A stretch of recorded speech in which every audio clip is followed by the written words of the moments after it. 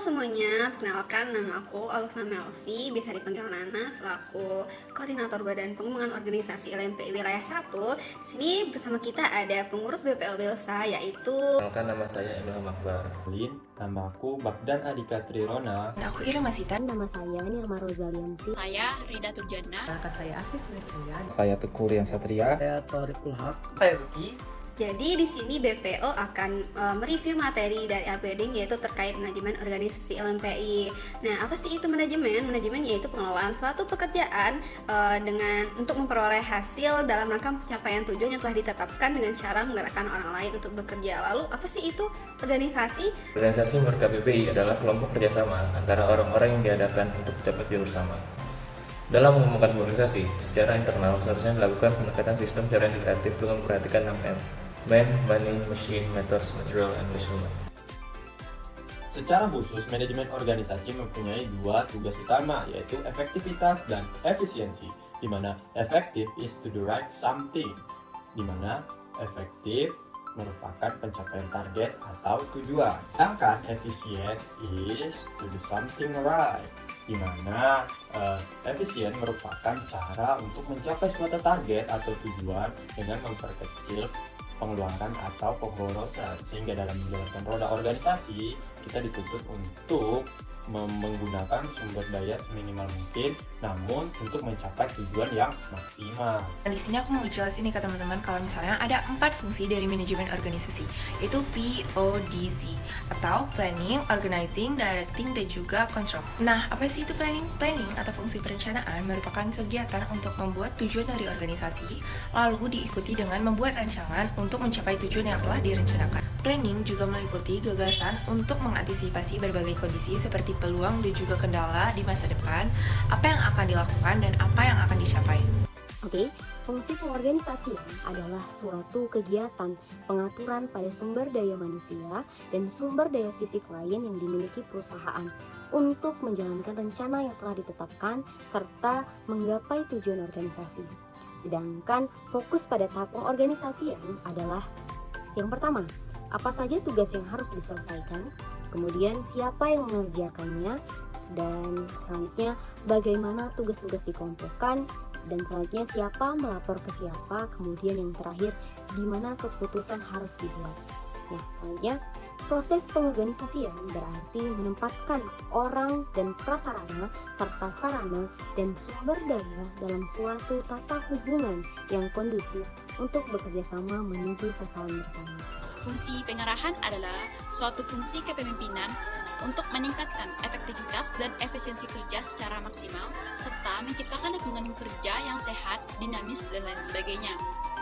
Proses pelaksanaan meliputi pemberian arahan, perintah kerja, dorongan dan motivasi kerja, serta pemecahan masalah. Fungsi pengendalian adalah suatu aktivitas menilai kinerja berdasarkan standar yang telah dibuat, kemudian dilakukan perbaikan atau perubahan jika diperlukan.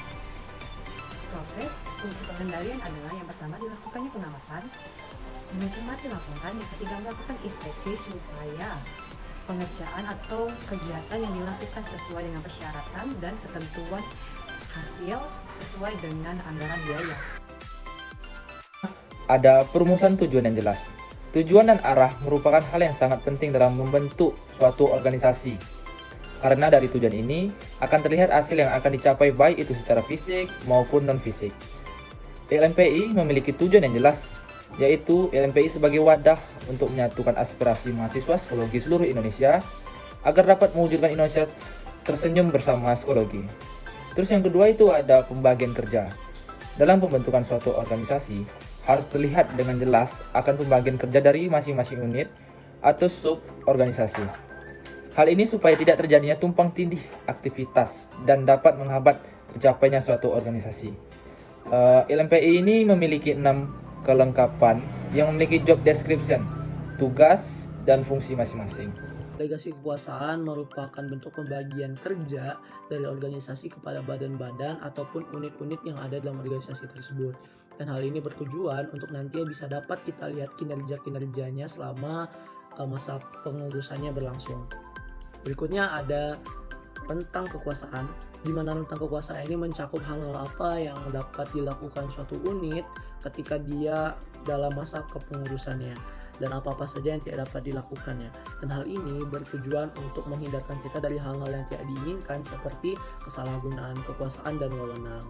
Berikutnya ada tingkat pengawasan. Tingkat pengawasan ini biasanya di dalam organisasi terdapat suatu badan untuk mengawasi hal-hal apa saja yang terjadi selama organisasi itu berlangsung, selama masa kepengurusan itu berlangsung.